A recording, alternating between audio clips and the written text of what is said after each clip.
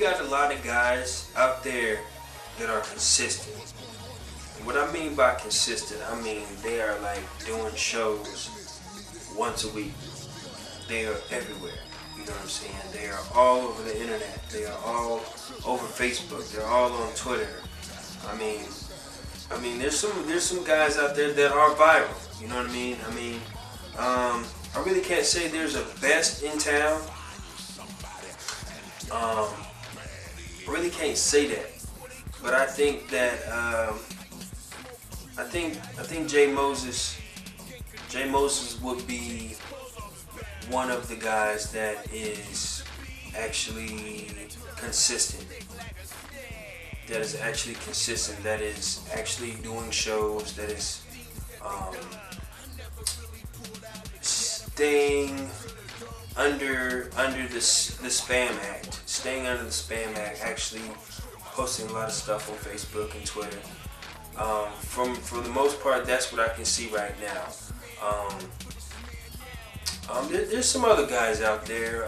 Blink. Blue. Blue's nice. He stayed consistent for a while.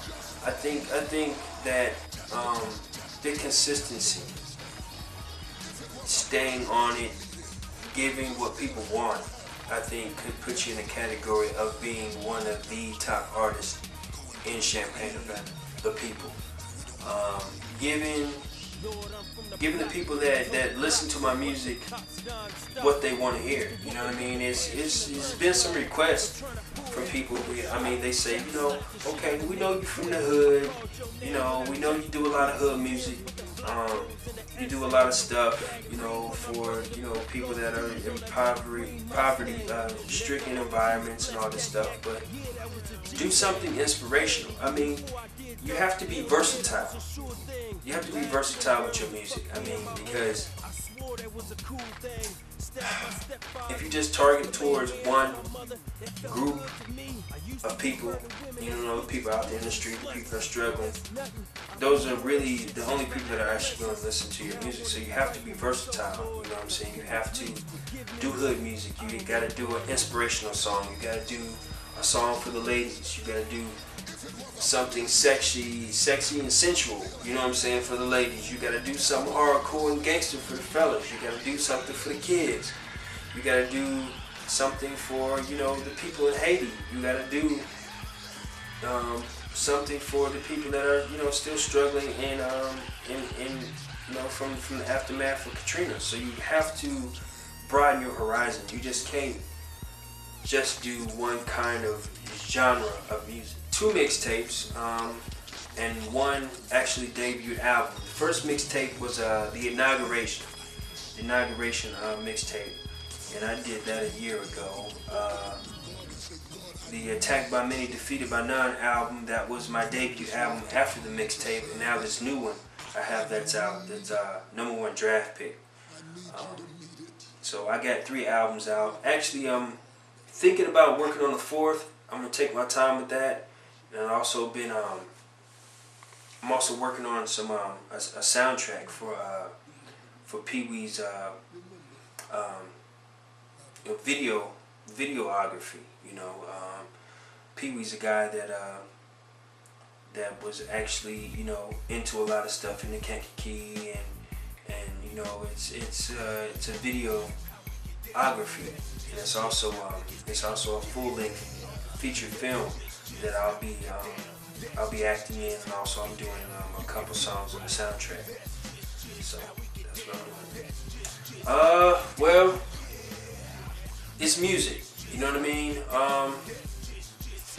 It's 50%. In my opinion, it's 50% feeling, emotion, and it's 50% entertainment. So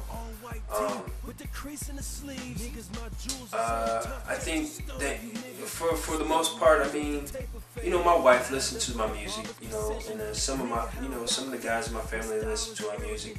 Some of the things I write and talk about is stuff that either I've witnessed or I've been through in my life. So With the explicit content, I mean, for the most part, I'll let my kids listen to a lot of the explicit stuff. So that's why I kind of like, you know, like I said, you got to be versatile. So I kind of flip and I flop. So, you know, I can turn on the explicit switch and I can turn it off. So like when I do heartfelt songs, or I do songs for the kids, or I do songs with inspiration and meaning, I cut back on a lot of the verbal language and the, you know what I'm saying, that type of stuff. You know, I cut back on the verbal language. I keep it nice, clean, easy to listen to music. You know what I'm saying? Because, you know, there's people out there that don't really get into the grimy, you know, the grimy gangster stuff. You know what I'm saying? They want something easy to listen to. They want to listen to rap music, but they want to listen to something easy listening, something they can ride to. They got the kids in the back seat, something they'll be able to listen to, something that they can relate to, and something that's easy to the ears. Man, that's like really another question I really can't answer, man. I mean, there's a lot of producers out here that are really good. My cousin I Double, he's a good one. He records and makes his own beats, and he records himself, and he's good. DJ Red helped me with the Attacked by Many, Defeated by None, the whole album from front to back. I've worked with him, and this is actually my second go around working with him, and excellent producer. You know, I love his work ethic. Hall of Flame's DC. He's been around Champagne for a while. He's one of the almost go-to guys for beats and studio time. There's a lot of other people out there that I don't know about. So I mean, you know, there's potentially 10 or 20, 30 more other producers out there that produce beats, make beats, Fruity Loops or whatever they use, and you know, and that are out there that I don't know about. So there could be very well be 20 or 30 more good producers out there. Yeah, I would still do street music. I mean, you gotta give back to where you started from. Like, you know, you always gotta, you know, keep the streets flooded with your music. You know what I mean?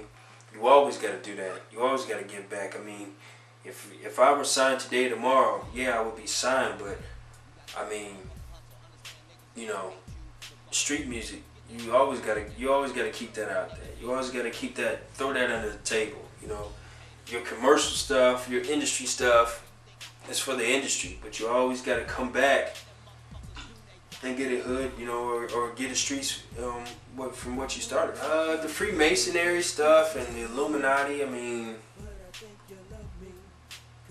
I don't know. I mean, it's crazy. I don't know. I mean, like, the stuff that's going on and the so-called initiation processes and all this stuff. I mean, for that type of stuff to be in music, it doesn't need to be, because I mean, music is an art form. Music is something that people do to express themselves, and I think the Illuminati and the Freemasonry stuff is basically corrupting the actual the outreach through the radio and through CDs and through the internet and through music. And I think it's the Illuminati is basically polluting music. I mean, there's a time and a place for everything, and I think the Freemasonry and the Illuminati stuff, there's no time or place for that in music. Rage Against the Machine, off the top of my head, they talk about a lot of political stuff, a lot of political stuff from almost an alternative or a rock perspective. Jimi Hendrix, one of my all-time favorites. That's another person in my iPod rotation. Greatest guitar player to ever live, hands down, Jimi Hendrix. R&B, old school R&B, Shaka Khan, BB and CC Winans, New Edition, Bobby Brown. I mean, I basically listen to anything. I listen to anything, you know. I mean, because to be someone that does music, I don't think you should condemn yourself or close yourself in and just say, hey, I'm only listening to hip hop or I'm only listening to rap music. To be someone that's in love with music, that loves music, needs to listen to all types of music. Everybody needs to go back and actually do their history on music, you know what I mean, and not just jump into music. I mean, there's really no format to music, but I think that everybody needs to know the history of music. The Cat Stacks thing, wow, man, this chick is off the chain. It's crazy, but I think for the most part, you might not agree with me. The most part, I think it's actually needed. I think some of these artists need to be brought back down to human levels. They think they're so superhuman. They think they can't be defeated, or they can't be touched, or they can't be exposed.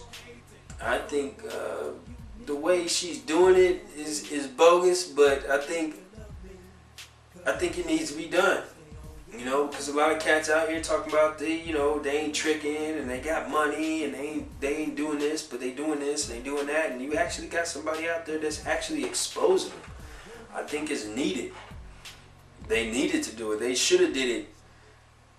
Somebody should have been doing it a long time ago. I mean, you got your video vixens or whatever, but you actually got somebody that's actually messing around with these guys and actually posting the stuff on YouTube and World Star Hip Hop, you know what I mean, and exposing them. You know, I mean, I think it's good because it should humble some artists out there. It should be like, I can't be touched or I can't be exposed. You know what I'm saying? So I mean, it brings everybody down. Just trying to handle my business. You know, I stepped away from the music, stepped away from the mic for a little bit, stepped away from the internet. I still kept my eyes out there. You know what I'm saying? I still logged on and I still saw everybody else doing their thing, and I kept my eye out, still kept my ear to the streets, and I just had to sit back and actually find myself, not as an artist, but actually as a person. I had to see, okay, yeah, music's good, music's cool, you know what I'm saying? Yeah, I do music, but there's other things that I could be doing besides recording every day. There's other things that I could be doing besides, uploading a video or uploading music or trying to push my Reverb Nation so I can meet the #1 spot, or try to get in contact with such and such and doing this and doing that. It got to the point that I had my own setup in my house. I was recording on my own time, when I wanted to, how I wanted to, when I wanted to, and I just had to find myself as an artist. Okay, I've did this type of music, I've done this type of music, I've dropped a mixtape, I dropped the album, I'm working on a third. What can I do as an artist to broaden my horizon instead of just staying in this one lane? What can I do to be able to switch lanes and to go another direction in music?